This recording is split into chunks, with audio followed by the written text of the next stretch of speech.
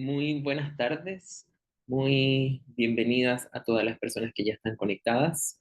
Siendo las 3:46, vamos a esperar 2 minutos y vamos a arrancar con este cuarto y último webinar del día de hoy. Muchas gracias por su paciencia y por su espera.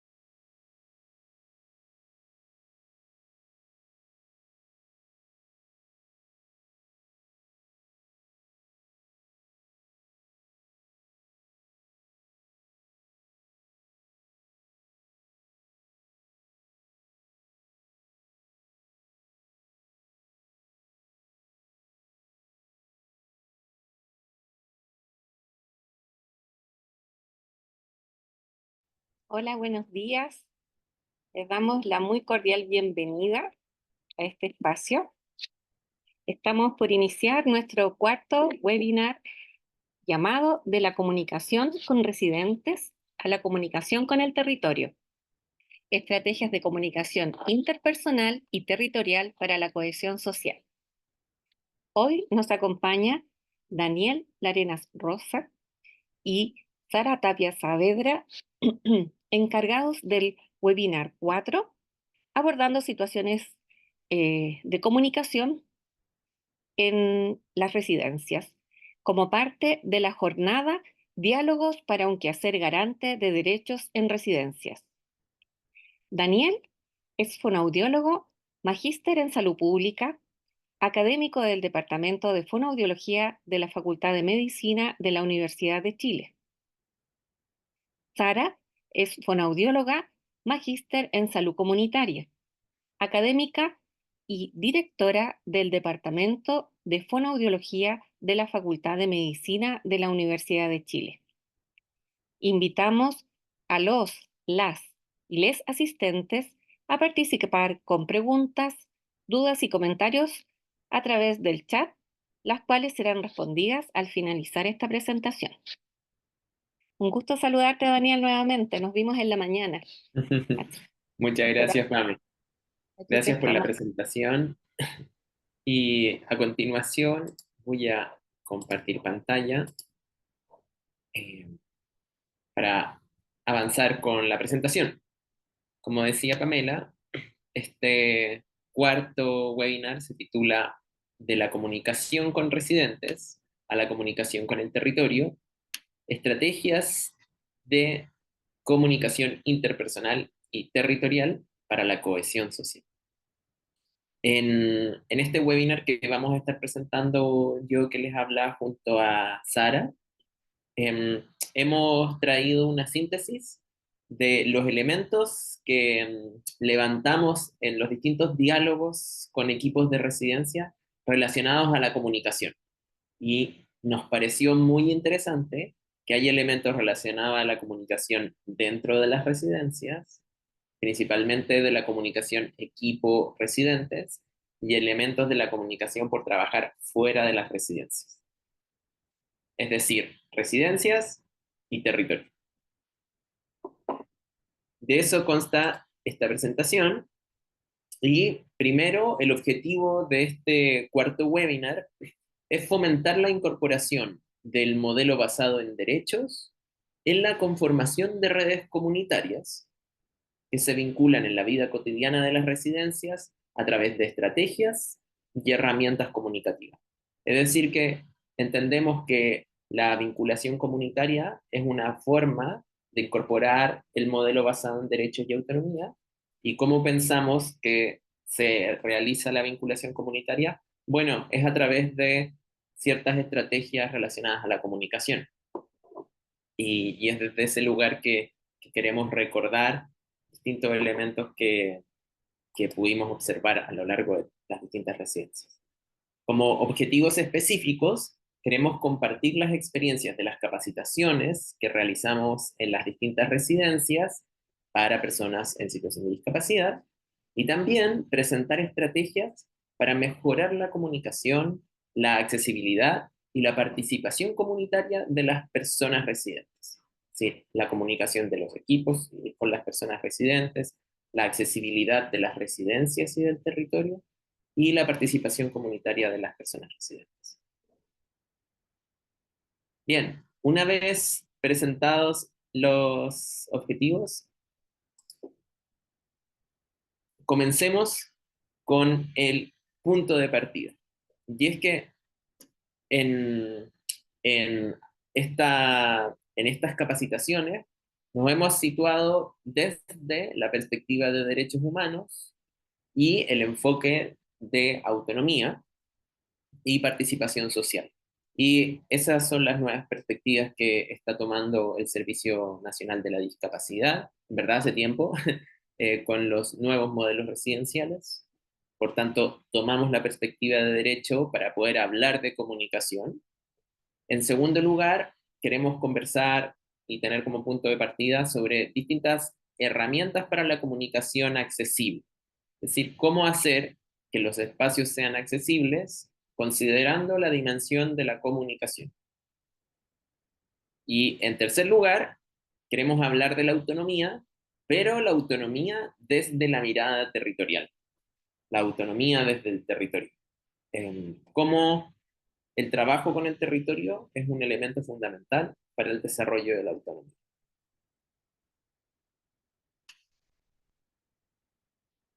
Bueno, para partir, les queremos comentar sobre lo que pudimos observar en los distintos diálogos que tuvimos en relación a la relación con el territorio y luego en relación a la comunicación al interior de las residencias.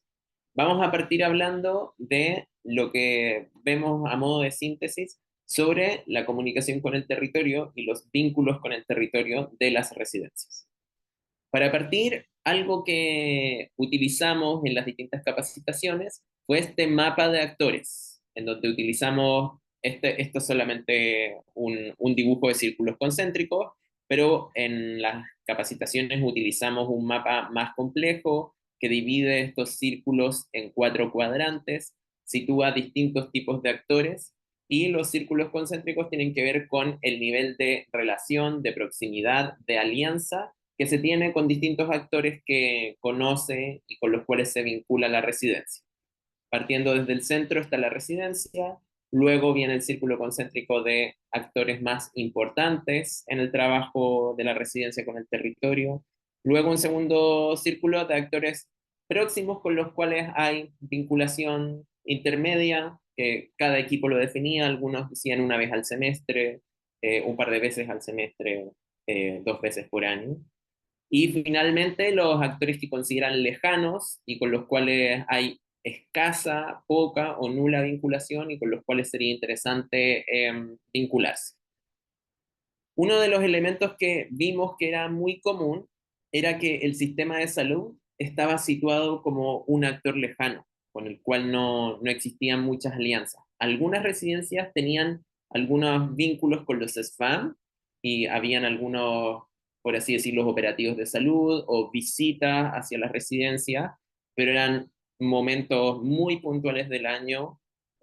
Con la atención terciaria no había ningún tipo de trabajo y con los equipos tampoco había algún tipo de trabajo de vincularse con las personas, poder conocer más sobre el mundo de las residencias, tener una atención más sensible y más focalizada, dirigida a personas en situación de discapacidad, conocer más sus necesidades, etcétera, sino que más bien tenía que ver con una visita, una entrega de servicio y luego retirarse. Y eso era algo bastante común y un punto muy interesante que levantamos a lo largo de las distintas experiencias y diálogos. Otro punto, y lo situamos aquí abajo, tiene que ver con que las personas de los vecindarios, las personas de los territorios y de los barrios, se considera que hay poco trabajo con esas personas, que hay pocas personas de los vecindarios, de los territorios, de los barrios, que participan en las residencias, que son colaboradores constantes, que van a la residencia o que se relacionan con residentes que salen al exterior. Y eso fue una constante. Hay muy pocas experiencias de trabajo de este tipo. Nos pareció interesante y como un elemento potencial a trabajar. Luego, en un lugar de proximidad media, de relación media, se encuentran dos tipos de organizaciones que en general en la mayoría de las residencias reportan que hay trabajo con organizaciones institucionales, gubernamentales, y en este sector, por ejemplo, se ubica Senadis y los municipios, desde los cuales se reconoce que hay diálogo, hay apoyo, a veces hay financiamiento para algunos proyectos particulares y queda en una dimensión de diálogo institucional. Y por otra parte, hay un vínculo entre medio y próximo de varias organizaciones, llámese ONG, a veces algunas universidades y por sobre todo empresas pequeñas o empresas grandes que están muy relacionados a las donaciones materiales, donaciones de comida, donaciones de insumo, alianzas estratégicas para obtener donaciones. Eso en muchos de nuestros conversatorios existía y nos lo presentaron. Eh, Sin embargo, de lo que nos hablaban es que esta relación está más dada por las donaciones, más que por experiencias sostenidas, sistemáticas de trabajo, de conocimiento o de posibilidades que las personas de la residencia puedan ir a participar a esas organizaciones, no a un evento concreto de celebración, sino que a participar de manera continua, etcétera. Entonces, nos hacemos un mapa en donde las relaciones de las residencias, que paneamos que habían muchas relaciones y muchos actores con los cuales las residencias están haciendo trabajo, tienen que ver más con actividades puntuales, con entrega de servicios, con entrega de donaciones, con participación de alguna actividad específica de la municipalidad, más que con un trabajo sostenido en el cual se configuran espacios en donde las y los residentes pueden ir a participar. Y pensamos que es un desafío bien grande. Por otra parte, en el punto más próximo y una característica que nos pareció interesante y que se configura como algo que abre las puertas a hacer un potencial trabajo es que muchas de las personas de los equipos de trabajo de las residencias son personas que residen en esos territorios, en esos barrios, conocen los territorios, conocen a las personas de los barrios. Por tanto, los equipos de trabajo son una puerta muy clave, sobre todo las asistentes de trato directo, que que abren esas puertas para poder relacionarse con el territorio de manera estratégica, con la vecindad, con las personas que viven alrededor o los territorios próximos. Por otra parte, reconocemos que en los espacios en donde no hay vínculo territorial con la comunidad próxima, etcétera, se genera y se reconoce que hay un nivel de desconocimiento grande en relación a qué se hace en la residencia, quién vive en la residencia, cómo son las personas de las residencias. Y por tanto, no tener ese vínculo abre lugar al estigma, a la discriminación, y eso es algo que pensamos que con la vinculación con el territorio puede cesar, puede tener mucho menos lugar, dado que las personas se empiezan a involucrar con la residencia como, como un espacio más, una casa más de sus vecinos, del barrio. Por eso creemos que con el mapeo general que revisamos de las muchos encuentros, existe un gran potencial de trabajo territorial, existen muchas alianzas, hay mucha experiencia de residencias teniendo alianzas y por tanto hay un muy buen pie para poder llevar esas alianzas hacia un trabajo más sistemático que facilite la participación social de residentes, ya sea yendo hacia el exterior o también con personas participando en el interior. Dani, ahí Sí, quería complementar que, bueno, este ejercicio nos sirvió como para conocer la percepción de los distintos grupos que participaban y que obviamente conocimos en sus espacios propios, pero también para observar que a veces los actores, las actrices significativas de un territorio no son como los esperados mentalmente, que uno dice, no sé, siempre es como o el presidente de la Junta de Vecinos, la presidenta, o quizás el municipio, que obviamente deberíamos esperar que tenga una muy buena participación, pero a veces son otros entes significativos que aparecían en algunas conversaciones, no sé, me acuerdo, no sé, los chinos, que iban, las personas de la residencia iban a comprar donde los chinos, que la gente decía como ese era el nombre del espacio donde iban a comprar, y ellos tenían una muy buena actitud para recibir a los y las residentes. Entonces ahí teníamos un factor que era una apropiación territorial de las personas que vivían ahí y que habían hecho un vínculo. Entonces, ahí introducimos un término es que la accesibilidad actitudinal, es decir, tenemos personas que están sensibilizadas y están dispuestas, ¿cierto?, a tener más tiempo para conversar, a tener más tiempo para cobrar, para dar el vuelto, para favorecer esto que estamos hablando durante estas jornadas que tiene que ver con la autonomía, con esta autonomía que va creciendo y que se va implementando y que se necesita el territorio. Entonces, el ejercicio que acá proponemos, por un lado, era como lo que observamos, pero también compartir que se necesita un mayor ejercicio para participar en el territorio. Entonces, quizás iniciar con esto que salió tan natural de detectar quiénes serían los actores y las actrices significativas o significativos en un territorio.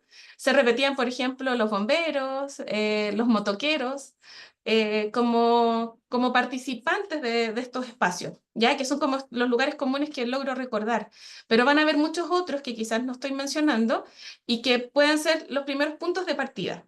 Pero es súper importante entonces tener organizado quiénes somos, quién es nuestra residencia, quiénes son nuestras residentes, así las podemos presentar. También proponíamos hacer actividades, ¿cierto?, que pudieran vincular más los espacios, tanto de salir a la comunidad territorial como que la comunidad entrar a la residencia, porque muchas veces sabemos que es difícil. El ejemplo de la manicurista, ¿cierto?, que ahí nos acerca Pamela, que es sumamente significativo entonces que entendamos que si bien una residencia implica a veces que hay personas que tienen mayor necesidad de apoyo para poder realizar sus actividades, eso no implica que no puedan ir entonces ejerciendo su autonomía en distintos niveles. Entonces la invitación finalmente es a poder mirar este territorio, a participar en él ¿cómo se llama? Y a mirar también quiénes están en este territorio que pudieran favorecer también la participación de los y las residentes. Eso quería complementar. dale tú. Súper.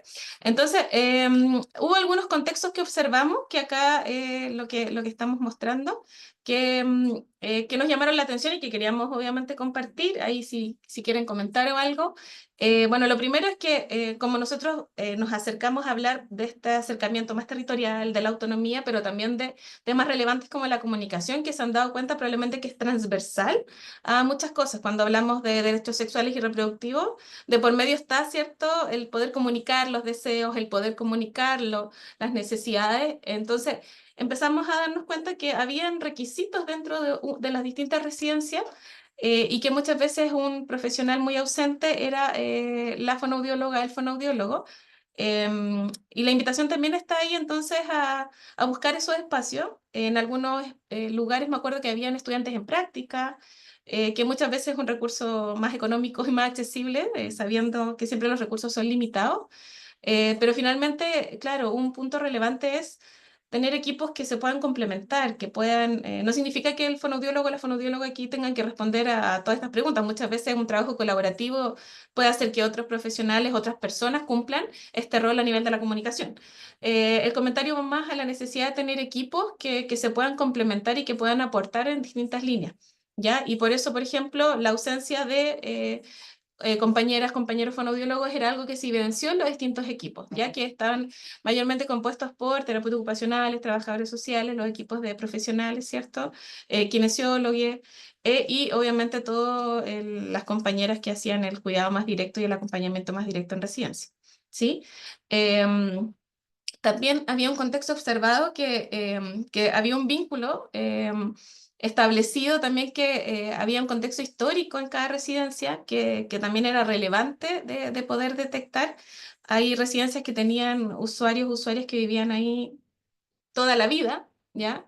Y personas que tenían vínculos que se iban formando en ese tiempo y que eran muy significativos para conformar por ejemplo, el acercamiento a las distintas personas. Aquí voy con todo esto.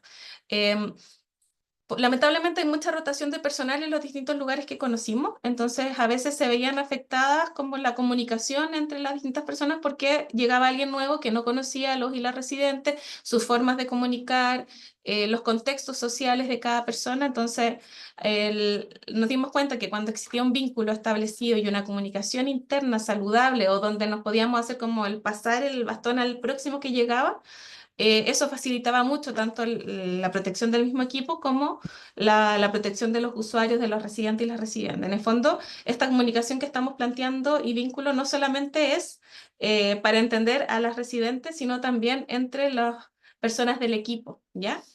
Y también, bueno, esto que planteaba inicialmente Daniel, donde veíamos este mapa, también el tema de los recursos siempre va a ser relevante. Yo creo que es inevitable saber que estos son escasos y limitados. Entonces, muchas veces estos contactos que tenían que ver con donaciones hacían necesario poder visualizar algo más sistemático y a largo plazo, que no fueran cosas puntuales o momentos donde sucedía un mayor aporte o de la comunidad o de las instituciones o incluso del municipio, ¿cierto? También muchos de los lugares estaban en base a proyectos, lo que también hacía que tuvieran una poca constancia a veces de poder asegurar recursos para la continuidad. Y eso obviamente afectaba las relaciones internas en cuanto a la continuidad de las personas que estaban ahí, a los recursos con los que se podía contar, y también la comunicación con la comunidad finalmente. Y eso también era relevante a la hora de organizarse y de poder pensar, por ejemplo, en estrategias más comunitarias o más territoriales. No sé, Dani, si quisieras agregar algo. Sí, también en esto que pudimos ver a la interna, pensando en que este circulito desaparecen los de afuera y ahora solamente nos quedamos con la residencia, es que, como decía Sara, hay, hay vínculos fuertes que permiten que ciertas personas conozcan las maneras de comunicarse de varias residentes y por tanto después de un tiempo entienden, por ejemplo, a residentes que no utilizan la comunicación oral verbal, comprenden sus gestos, sus mímicas faciales, los sonidos que puedan emitir. Y algo que nos llamaba la atención es que era lo principal mencionado por la mayoría de los equipos, que entendemos porque les conocemos, no porque contemos con una serie de herramientas o recursos, sea aumentativos al habla o alternativas al habla, sino que solamente por la relación. Y eso nos parecía interesante porque es algo muy valioso, pero es algo que también se puede complementar con algunos recursos y herramientas que puedan enriquecer la comunicación entre usuarios y equipo. Y por otra parte, también en relación a los recursos, algunas residencias nos contaban que tienen recursos relacionados a la comunicación, como por ejemplo algunos tableros, algunos tableros que se sitúan en las murallas para poder hacer algunas rutinas cotidianas. Algunas residencias nos contaban que incluso han adquirido algunos equipos a través de algunos fondos, a través de algunas donaciones, como para poder trabajar en la comunicación, pero sin embargo no tienen el recurso humano ni la capacitación para poder utilizarlos. Entonces, eso también fue un elemento que apareció como algo súper interesante, que representa un potencial muy grande para poder trabajar la comunicación al interior de las residencias y como una necesidad muy importante que nos transmitieron en los encuentros. Voy a la siguiente. Y en esta slide, en esta diapositiva, queremos comenzar a hablar de la comunicación y dentro de las distintas modalidades que es importante enunciar que tiene la comunicación. Hay en general mucha relevancia, se habla mucho, se pone mucho foco en la forma de comunicación, que es la que está asociada a la, entre comillas, normalidad. Y por tanto, todas las personas que no utilizan la comunicación verbal oral, que es la que se asocia a la normalidad, quedan al margen de la comunicación, de la posibilidad de decir, del derecho a ser escuchado, es uno de los derechos humanos, también está en la Convención de las Personas con Discapacidad, el derecho a ser escuchado. No solamente tiene que ver con la posibilidad de la comunicación verbal oral, sino que en la gran diversidad de la comunicación. Y algo muy bonito que dice la Convención de los Derechos de las Personas con Discapacidad es que parte enunciando que en esta convención se va a entender por comunicación un gran espectro de posibilidades.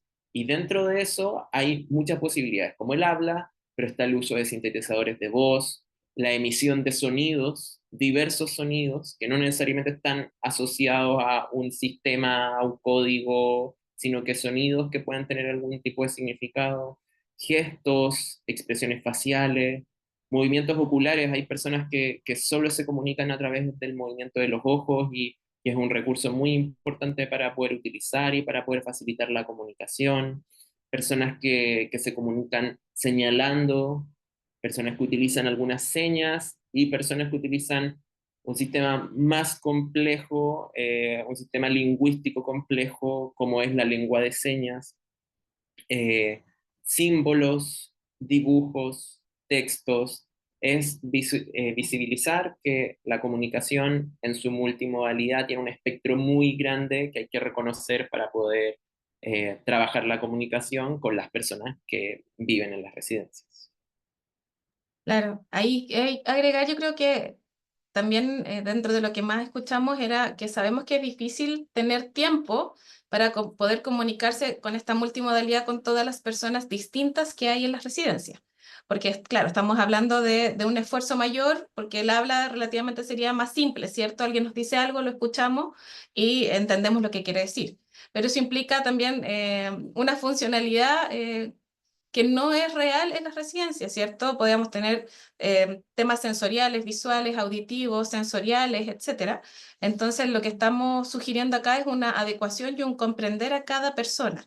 Pero para eso requerimos el tiempo y la vinculación que ya mencionamos. Entonces, en las capacitaciones hablábamos de darnos a veces 5 minutos para poder hablar, conversar, comunicarnos realmente con alguien. Y eso no solamente, ¿cierto?, implica este lenguaje oral que ahora estamos utilizando, bueno, también con el apoyo ahí de Fabricio en este momento, ¿cierto? Con otra forma de información y de comunicación, sino también la posibilidad del contacto ocular, ¿cierto? El dar el tiempo de que la persona responda, el tener otras herramientas que vamos a hablar ahora, pero lo primero es la disposición para poder comprender quién qué me quiere comunicar el otro y también cuando yo me expreso. Entonces tenemos dos fases.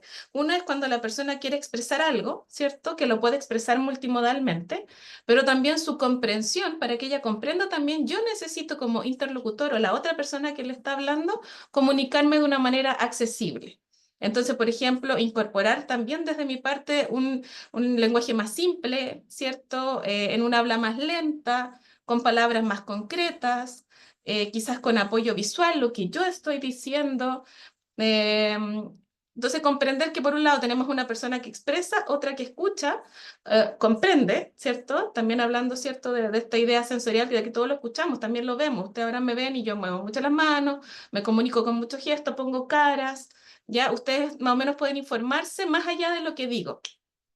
Entonces, esta multimodalidad que ustedes están presenciando ahora también implica, ¿cierto?, a la persona que tenemos enfrente. Entonces, nunca olviden que también ustedes le están comunicando con su voz, con su postura, con su cara, con su mirada, con su sonrisa, etcétera. ¿Ya? Eso.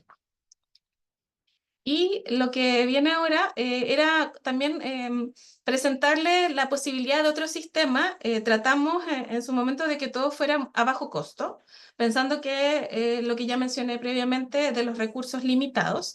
Entonces le presentamos algunas posibilidades de acceder a una comunicación aumentativa alternativa. Ustedes lo van a ver por ahí que aparece como CAA.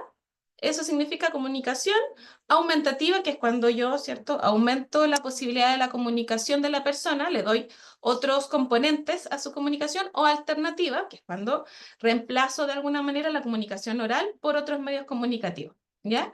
Y para eso podemos utilizar, ya sabemos, medios tecnológicos que son de mayor costo, como tablet, teléfonos inteligentes, computadores, que se pueden también acceder a través de algunos, ¿cómo se llama?, solicitudes de, por ejemplo, a nivel de Senadis, o compras, obviamente, pero eso sabemos que implica un mayor costo. Sin embargo, les mostramos que existen algunas plataformas o tableros de comunicación digitales como los que ven acá, como Lelo o SymbolTag o PicTag, o las que aparecen aquí, que nos dan la posibilidad de poner tableros gratuitos y que la persona a través de un tablero de comunicación, que puede ser, ¿cómo se llama?, señalado a través de una mirada o quizás con un movimiento de brazo o con un dedo, la persona pueda expresar, ¿ya? Entonces, por un lado tenemos una posibilidad de expresar a través de un tablero de comunicación que no solamente tiene imagen, sino también puede tener voz. Por otro lado, tenemos la posibilidad de utilizar tableros de comunicación manuales, que son cosas impresas, ya como un ejemplo que tenemos acá, donde podemos acceder a plataformas como las que aparecen aquí abajito, ¿cierto?, de Arasac o Flaticón, donde podemos descargar iconos de forma gratuita para hacer un tablero que nos da la posibilidad de comunicar, es decir, la persona nuevamente puede señalar o mostrar lo que desea decir, comunicar, expresar, pero también nos sirven en algunos casos, como por ejemplo, para organizar rutinas.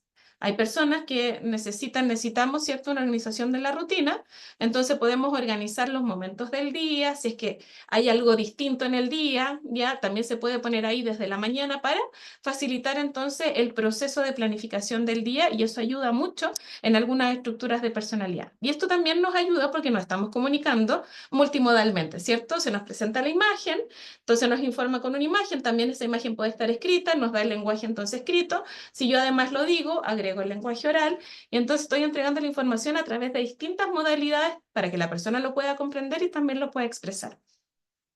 También presentamos este recurso que son estos botones de comunicación que tuvieron bastante aceptación porque ¿cuál es ¿cómo se llama?, la gracia de estos botones? Que nos permite que una persona con un movimiento más grueso pueda golpearlos, presionarlos fuertemente y estos emitan la comunicación.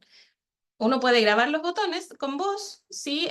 Tiene aproximadamente 30 segundos de grabación, se pueden comprar en distintas plataformas digitales o también en algunos lugares presencialmente, y la verdad es que son de un costo bastante accesible, ¿ya?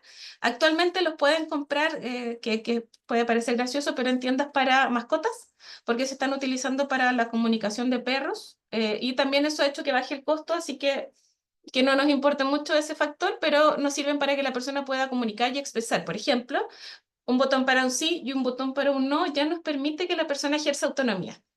Por ejemplo, en una autonomía quizás en un nivel distinto donde la persona puede seleccionar qué ropa se quiere poner, yo le puedo mostrar algo y le puedo decir, ¿te quieres poner esto? Y ella puede decir sí o no. Y la persona ya está expresando autonomía al tomar una decisión sobre, por ejemplo, su vestimenta y se está comunicando. Y eso ayuda mucho al ánimo y también a la percepción de la misma persona. Y con esos dos botones, en este caso sí o no, ya podríamos generar, por ejemplo, una expresión.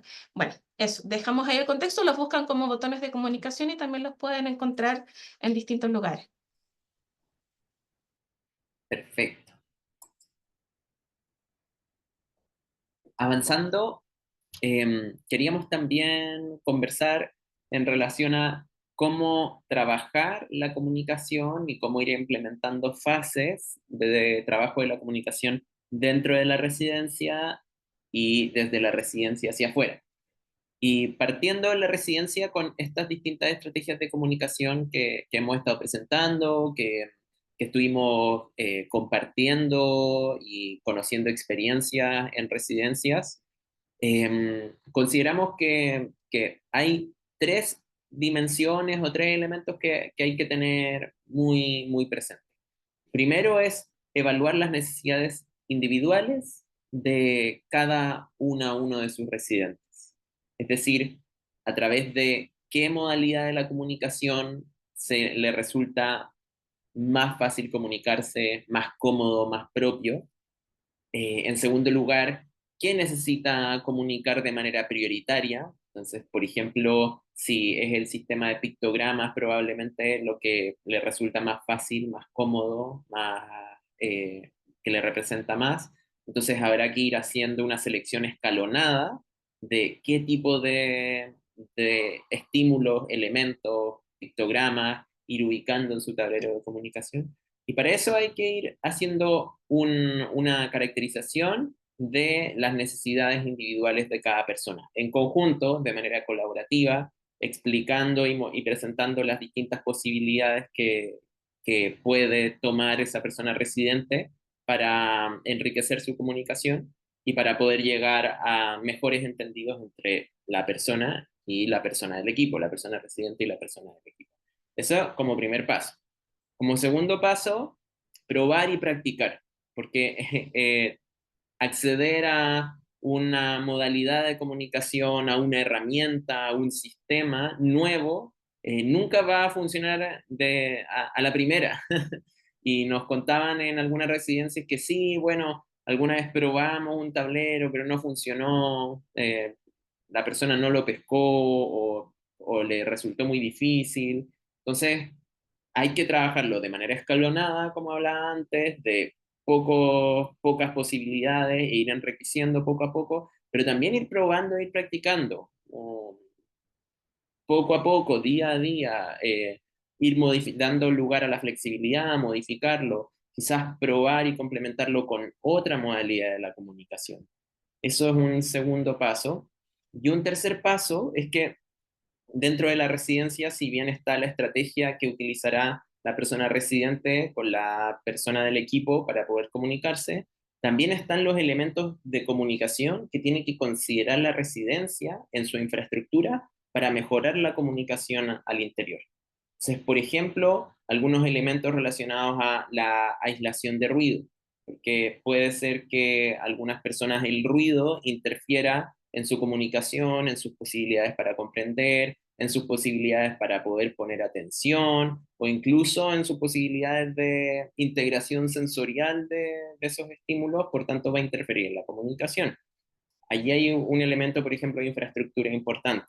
Otro elemento son las señaléticas, la posibilidad de tener elementos dentro de la residencia que permitan distinguir los espacios, sobre todo cuando estamos hablando de residencias muy grandes. Cuando son residencias más pequeñas y que son como hogares, se entiende que no existen muchas señaléticas, ¿no? Pero en residencias grandes es importante tener los espacios bien delimitados y con sistemas de señalética que comunican información que sean comprensibles por idealmente la totalidad de las personas residentes.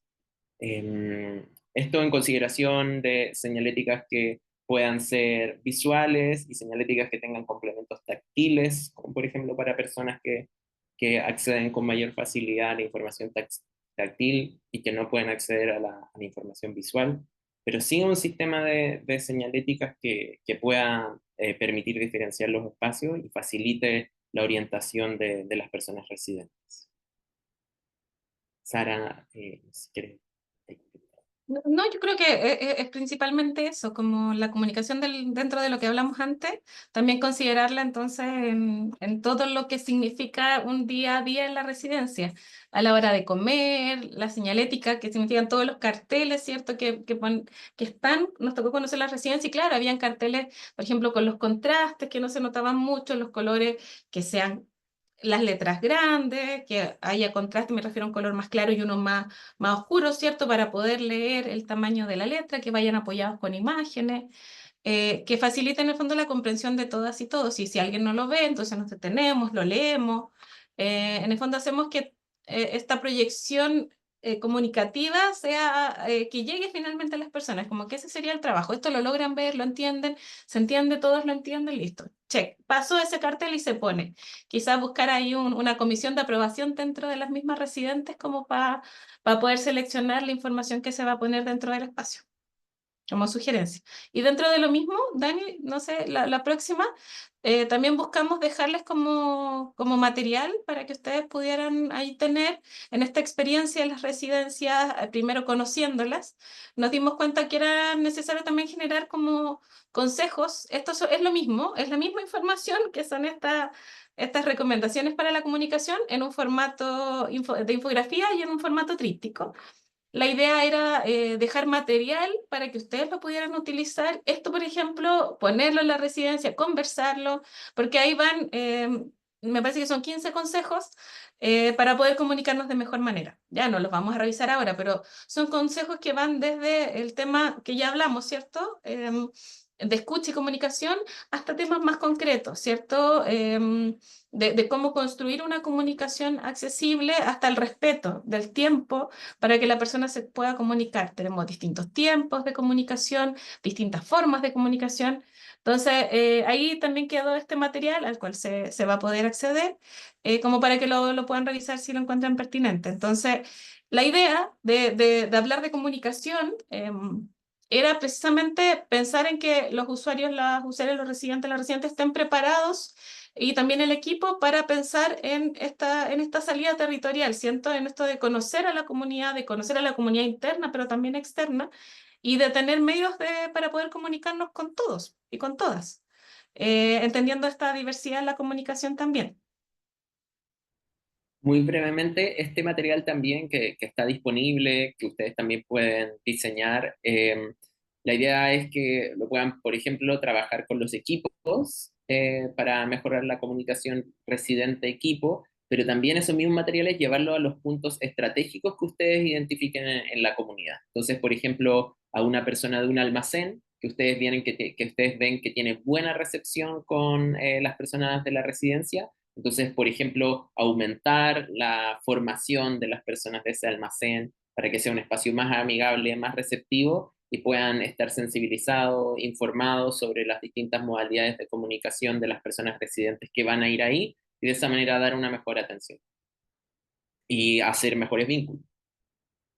Claro, siempre hablábamos en las capacitaciones de que la idea es encantar y no asustar. Entonces, precisamente tiene que ver con lo que ustedes han aprendido o aprenden o viven diariamente, pero que pueda hacer que traspase las barreras internas de la residencia y que permita que el resto de las personas, que ya sea por prejuicio o por desconocimiento, pueda tener una mayor participación también con los y las residentes, ya sea dentro de la residencia, quizás en algún evento, etcétera. Entonces, de ahí surge la necesidad de hacer una promoción de esta participación comunitaria, porque en el fondo, en muchos lugares no se ha dado naturalmente por miles de factores, ¿sí? Ya hablaba, Daniel mencionó algunos, como pueden ser desde prejuicio hasta simplemente una rutina muy pesada que no da tiempo a veces para pensar en otras cosas.